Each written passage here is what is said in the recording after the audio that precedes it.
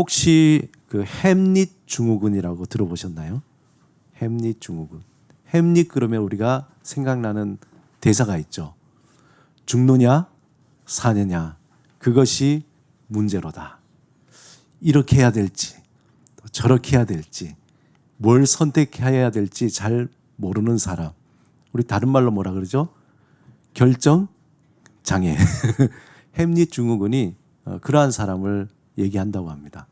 어떤 중요한 상황 속에서 그 갈림길에서 무엇을 선택해야 될지 도무지 무엇을 먹을까, 무엇을 입을까, 어디로 갈까 너무 선택 상황이 많아요.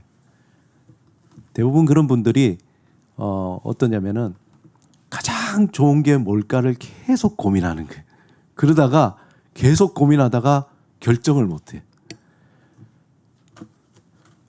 햄릿 증후군 선택의 갈림길에서 결정을 못하는 우유부단한 행동을 말합니다. 이제 너무 그게 심할 때 오는 그런 증후군이죠. 흔히 결정장애라는 말을 하는데 그런 행동을 말합니다. 우리가 어떤 걸 선택한다는 건 참 쉬운 게 아닌 것 같아요. 그죠? 그래서 선택에 있어서 무엇을 선택할 것인가 굉장히 중요한 부분인데 여기에 대해서 아주 제가 추천하는 하나의 책이 있습니다.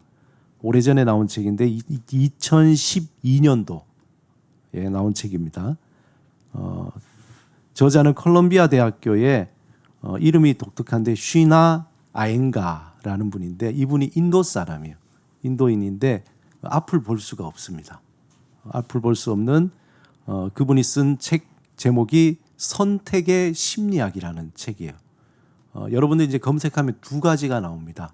이분 말고 다른 분이 책이 있는데 이 책의 저자는 앞을 볼 수 없는 인도의 이민자 여성이에요. 근데 이민자 여성이다 보니까 이 미국에서 앞도 볼 수 없고 또 이민자이니까 여러 가지 어려움들이 있잖아요. 그 가운데서 자신이 무엇을 선택하고 무엇을 버려야 하고 하는 그런 수많은 일들, 자기 어떤 자전적인 그러한 에세이와 같은 그런 심리 에세이라고 할까요? 그런 책입니다. 여러분 유튜브에 그 쉬나 아엔가라고 치면 테드에서 강의한 게 두 가지가 나와요. 두 가지가 나오는데 조회수가 거의 한 450만 뷰.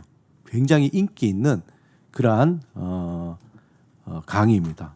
저도 들으면서 참 굉장히 처음에 앞을 볼 수 없다는 데 대해서 놀랬지만 그 강의가 아주 명료하고 또 재미있는 실험을 통해서 우리에게 선택이라는 게 뭔가에 대해서 잘 알려주고 있습니다. 그 중에서 그 내용 중에서 이 콜롬비아 대학교의 그 교수님이 이끄는 연구팀이 실험을 하나 했어요. 그 실험인데 유명한 실험입니다. 어떤 실험이냐면은 그 콜롬비아 대학 앞에 그 여러 가지 이제 그 슈퍼마켓 같은 가게가 있는데 그 가게에 가보니까 이분이 포도주가 있는데 포도주가 한두 병이 아니라 너무 많아. 그리고 또 잼이 있는데 그 먹는 잼을 보니까 종류가 너무 많아요. 그래서 그 가게의 주인에게 물어봤다는 겁니다. 이거 누가 이렇게 많이 사가냐고. 그러면서 실험을 했는데 어떤 실험이냐면은 잼 종류를 6개 있는 테이블이 있고 그 다음에 24개 있는 테이블을 여기 둔 거예요. 가게 앞에. 그리고 손님들이 어디에 더 많이 가는가를 실험한 겁니다. 그랬더니 이 6개 있는 테이블보다 24개 있는 테이블에 사람들이 더 많이 가더래요. 그러면은 여기에 사람들이 많이 사겠구나. 그 결론을 보니까 반대예요. 많이는 갔는데 여기에 상품을 산 사람들은 간 사람들의 3%만 구매를 한 거예요. 근데 6개에 방문한 사람들의 30%가 잼을 산 거예요. 재미있는 결론이죠. 무슨 얘기냐면은 우리가 무엇을 선택할 때 있어서 가지수가 많으면은 고민은 많은데 진짜 선택은 잘 안 한다는 거예요. 오히려 단순한데. 그래서 우리가 보통 보면은 백종원의 그 프로그램에도 보면은 항상 지적하는 게 뭡니까? 메뉴를 줄여라. 메뉴를 줄여라. 아주 재미있는 그런 실험이었습니다. 놀랍게도 가짓수를 대폭 줄이자, 그 가게에서 대폭 줄이자 매출이 7배나 올라갔다는 거예요. 혹시 여러분들 참고하셔서 여러분들 나중에 혹시 사용하시면 좋겠습니다. 그 다른 책도 똑같이 선택의 심리학이라는 책인데 그 내용도 비슷해요. 실험이. 그래서 가짓수보다는 적당한 가짓수를 두는 것이 오히려 구매는 더 높다. 우리가 생각해 보면 하루에도 수많은 선택기의 갈림길이 있잖아요. 아침에 일어나자마자 우리가 루틴으로 모든 생활을 하긴 하지만 우리가 선택하고 결정해야 될 일들이 많이 있습니다. 어떻게 보면은 우리의 인생이라는 것은 순간마다 선택을 해야 하는 게임과 같아요. 요즘 뭐 오징어 게임도 결국 선택의 어떤 순간들인데 그런 것처럼 순간의 선택을 잘못해서 크게 낭패를 보는 경우가 있죠. 또 반대로 순간의 선택을 얼떨결에 그게 소위 말해서 대박이 나는 경우가 있습니다. 근데 두 번째 경우는 잘 없어요. 그게 참 불행한 일인데. 근데 우리가 선택하는 데는 가만히 생각하면 몇 가지 종류가 있는데 첫 번째는 뭐냐면 감정적인 선택이라는 게 감정적. 연구에 따르면은 흥미로운 것은 뭐냐면 선택의 순간에 많은 경우에 사람들이 머리를 많이 쓰는 거예요. 이걸 선택할까 저걸 선택할까 자신의 경험과 자신의 배워온 지식과 막 선택을 한대요. 그리고 마지막에 선택할 때는 그 어떤 합리적인 이성적인 선택보다도 감정적인 선택을 한다는 거예요. 다시 말해서 자신의 어떤 무의식 속에 이미 정해놓고 그냥 그걸 선택한다는 거예요. 가만히 여러분들이 선택했던 것들을 한번 잘 생각해 보세요.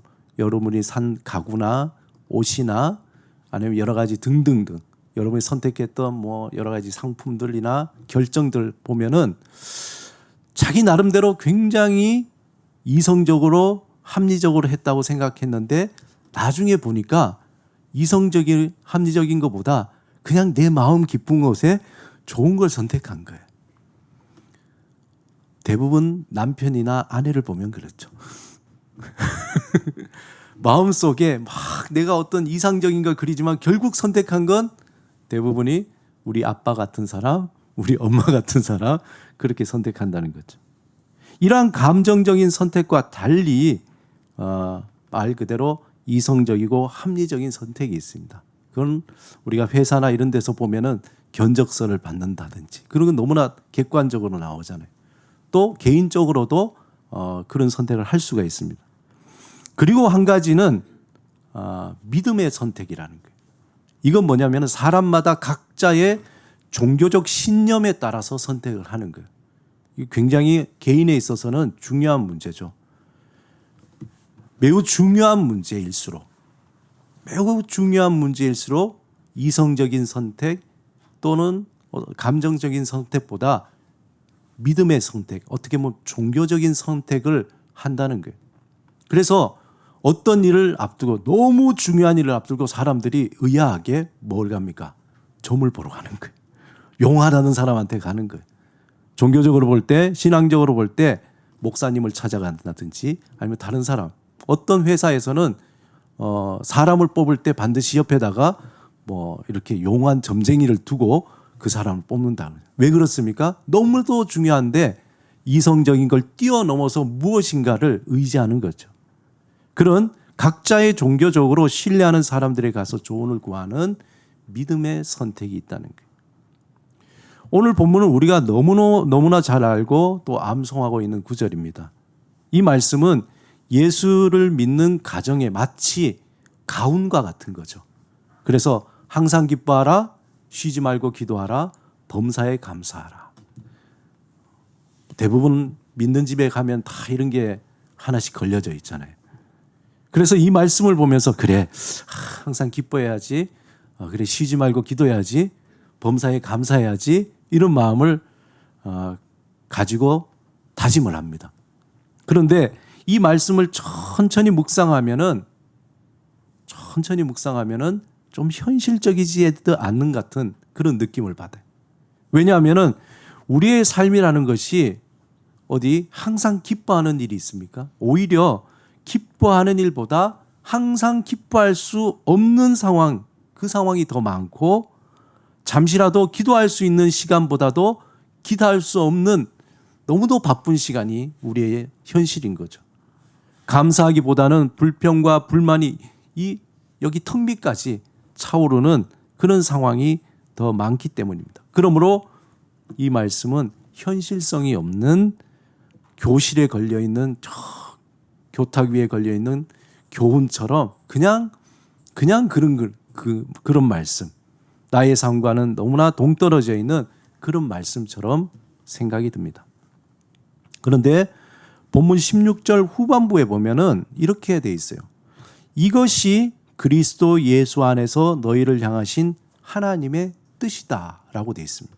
항상 기뻐하라, 쉬지 말고 기도하라, 범사에 감사하라. 이 세 가지가 예수 그리스도 안에서 우리에게 주시는 하나님의 뜻, 다른 말로 하면 하나님의 마음이라는 거예요. 하나님의 마음은 너희가 항상 기뻐했으면 좋겠어. 쉬지 않고 기도했으면 좋겠어. 또 범사에 감사했으면 좋겠어. 라는 것이 이 말씀 안에 있다는 거죠. 다시 말해서 이것의 의미는 항상 기뻐하라, 쉬지 말고 기도하라, 범사에 감사하라는 것은 어떤 상황이나 조건에 대해서 반응하는 그러한 행동이라기보다도 어떤 상황과 조건에 상관없는 믿음의 선택이라는 거예요. 믿음의 선택. 항상 기뻐하라는 것은 우리의 기쁨의 근원이 하나님, 우리의 기쁨을 어떤 조건이나 상황, 무엇이 나에게 주어져서가 아니라 그 기쁨의 근원을 하나님께 두라는 거예요. 그 믿음의 선택을 하라는 거죠. 또 우리를 기뻐하시는 하나님이 우리의 구원자이시며 아버지이심을 믿고 의지하면서 모든 상황에서 기뻐하겠다는 그러한 믿음의 선택을 하라는 거예요. 두 번째, 쉬지 말고 기도하라는 것은 모든 삶 속에서 항상 하나님을 의식하고 하나님과 교제하며 하나님을 향한 시선을 놓치지 않겠다는 믿음의 선택을 하라는 거예요. 그리고 범사에 감사하라는 것은 우리의 모든 것을 하나님께서 주셨으며 또 하나님이 이 모든 것을 다 다스리신다는 거예요. 운행하시고 그런 하나님이 선하신 하나님이라는 거예요.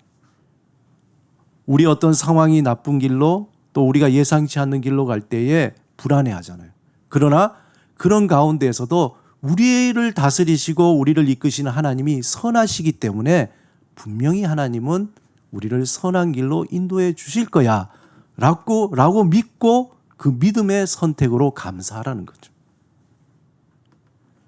여러분, 이스라엘 백성이 성전에서 예배 드릴 때 그리고 찬양하면서 선포했던 구절이 뭐냐면은 여호와께 감사하라. 그는 선하시며 그 인자하심이 영원하다는 거예요.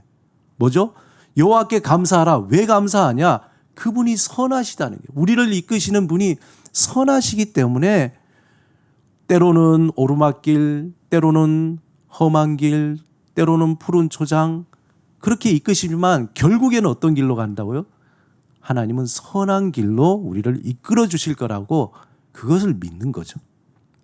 그러므로 범사에 감사하라는 것은 삶의 순간마다 감사함으로 믿음의 선택과 결단을 하면서 살아가라는 그 명령인 것입니다.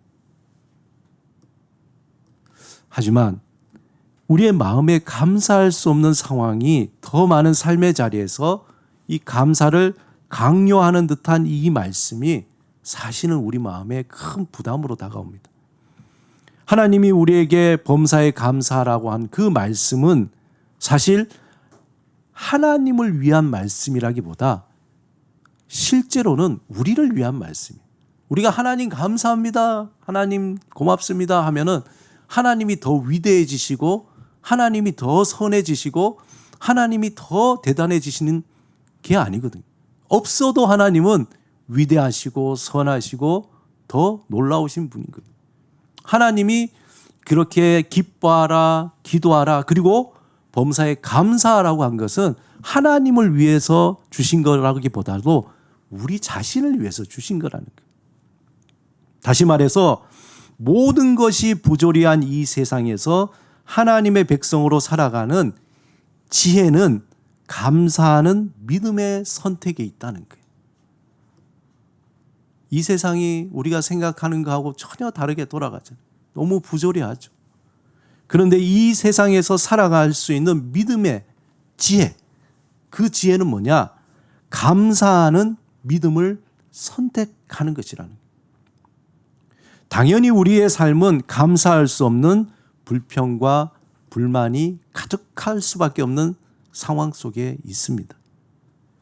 우리의 삶에는 어떤 감정에 이끌리지 않고 보여지는 그대로 또 합리적으로 객관적인 선택이 참 중요하죠. 그런데 그보다 더 중요한 것은 예수 그리스도 안에서 하나님을 의지하는 그 믿음의 선택이 더 중요하다는 거예요.